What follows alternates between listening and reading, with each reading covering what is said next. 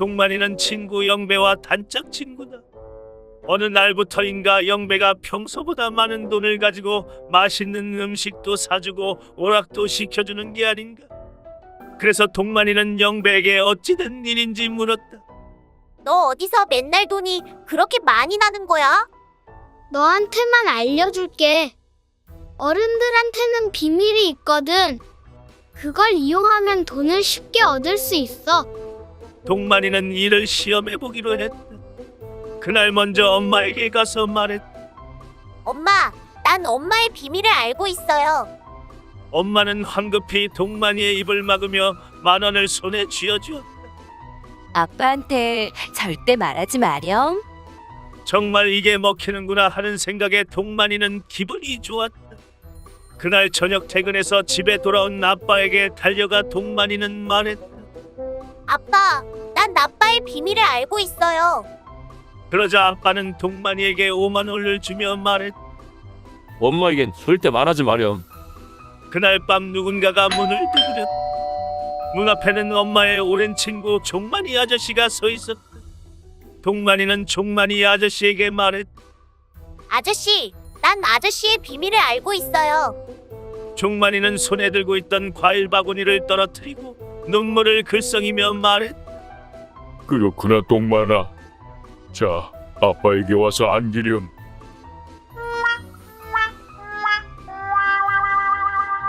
경자는 젊은 나이에 선을 봐서 지금의 남편과 결혼을 했었다. 처음엔 잘해주던 남편은 어느 날부턴가 늘 술에 취해 있었고 폭력을 행사했다. 경자는 힘든 결혼 생활을 이어가고 있었다. 그러던 어느 날 남편이 심장마비로 세상을 떠나게 된다. 경자는 많은 보험금과 재산을 물려받게 되었다. 그러던 어느 날 경자는 문득 외롭다고 느꼈다. 그래서 사람을 구하는 광고를 냈다. 절대 폭력을 행사하지 않으며 밤에 나를 만족시켜줄 수 있는 남편 구하. 광고가 나간 뒤 경자는 기대감에 하루하루를 보냈다. 어느 날 초인종이 울렸다.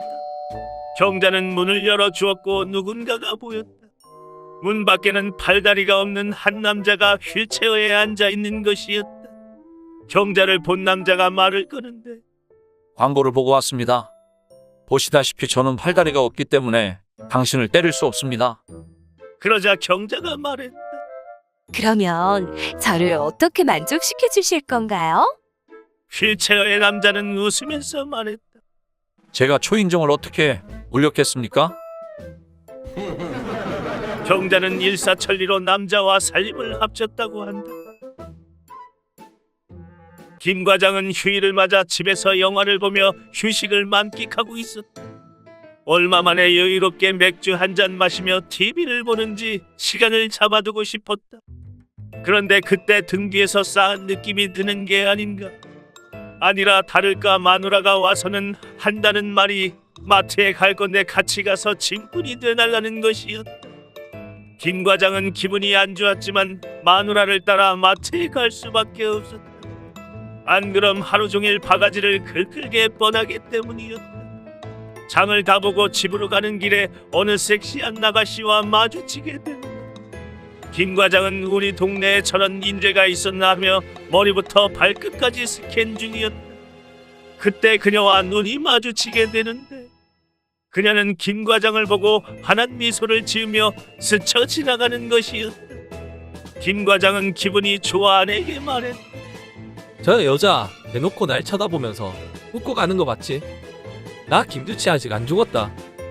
여보, 긴장해야겠어. 여자들이 나 꼬시려 들면 울마누라 걱정돼서 어떡해. 그러자 김 과장 와이프는 가소롭다는 듯이 김 과장에게 말을 하는데, 그 밑에 테이프나 좀 떼는 게 어때?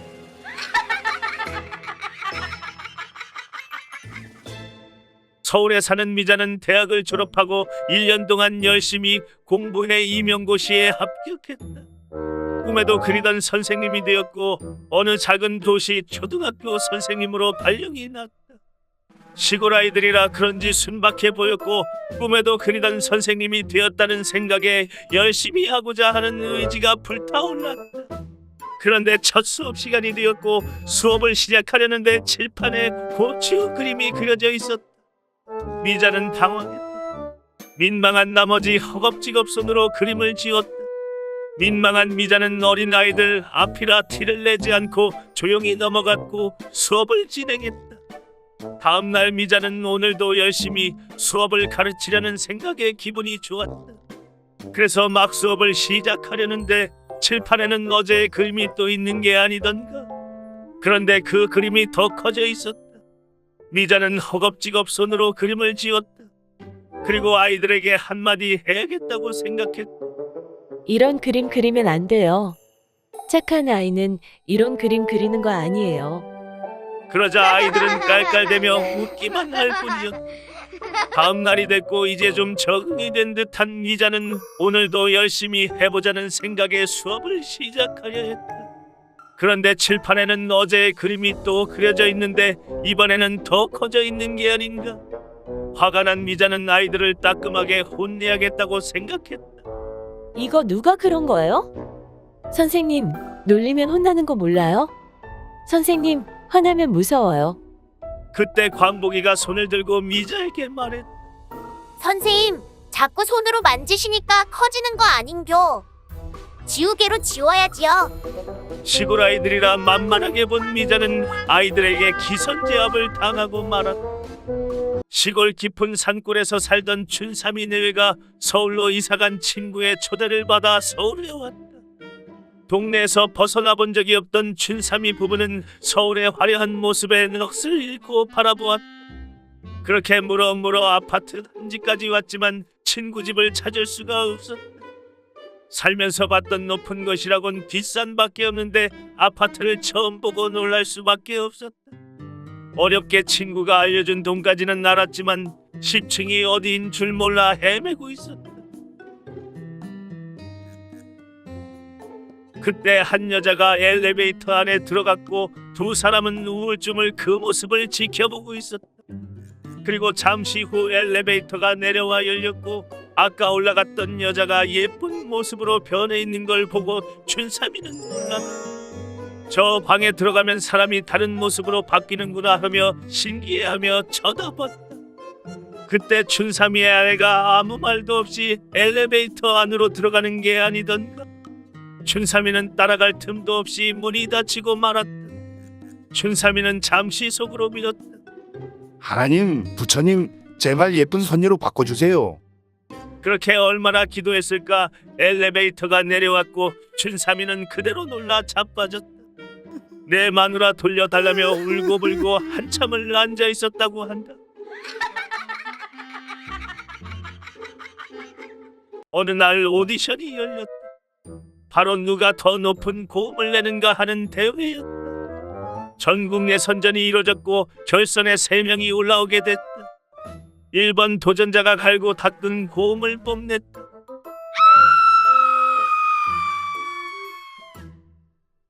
사회자는 어떻게 이런 고음을 낼 수 있느냐고 물었다.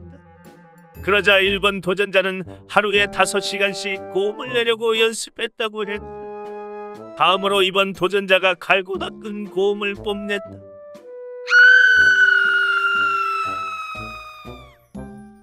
(1번보다) 더 높은 고음이었고 사회자는 비결이 뭐냐고 물었다. 그러자 2번 도전자는 하루에 10시간씩 연습을 해오던 결과라고 말했다.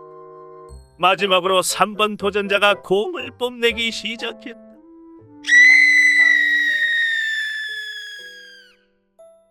마치 돌고래 같은 고음으로 모든 사람들을 놀라게 만들었다. 이건 대볼 것도 없이 3번 도전자의 승리였다. 사회자는 3번 도전자에게 고음의 비결이 뭐냐고 물었다. 그러자 여자는 답했다. 비결은 없어요. 저는 연습한 적도 없고 다 전 남자친구 덕분이에요. 이 영광을 전 남자친구 에드워드 존슨에게 돌릴게요.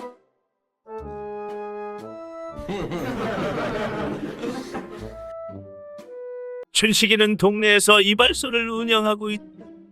손님도 많지 않은 시골 동네라 바쁘지 않는 하루하루를 보냈다. 그래서 매일 친구 동만이에게 놀러와서 말동무 해달라고 연락했다. 동만이도 딱히 하는 것 없는 백수라 춘식이 이발소에 매일 놀러왔다. 어느 날 덕춘이가 이발소 문을 열고 들어와서 물었다. 이발하려면 얼마나 기다려야 돼요? 이분 파마하셔서 1시간은 기다려야 될 것 같은데. 아싸, 1시간이나 있네. 그렇게 덕춘이는 웃으면서 문을 닫고 나갔다. 별 생각 없이 춘식이는 일을 계속했다. 다음 날이 됐고 춘식이는 이발소 문을 열고 손님 머리를 하고 있는 중이었다. 그런데 또 덕춘이가 이발소 문을 열고 들어와서 물었다. 이발하려면 얼마나 기다려야 돼요? 앞에 분 면도까지 끝내려면 30분은 기다려야 될 것 같은데. 아씨, 30분밖에 없네. 하며 덕춘이가 문을 닫고 나가는 것이었다. 춘식이와 동만이는 대기 시간이 짧아졌는데 왜 그러지 하며 이상하다 생각이 들었고 너무 궁금해진 나머지 동만이는 덕춘이를 따라갔다. 그리고 얼마 후 동만이가 이발소 문을 열고 들어왔다. 야, 그 바보 녀석 왜 그러는 거요? 아, 그게 뜸들이지 말고 말해봐야. 춘식이가 문 닫고 바로 자네 집으로 달려가서 자네 마누라랑 놀아나더라고. 오늘은 30분만 안전하다고 아주 불나게 뛰던디.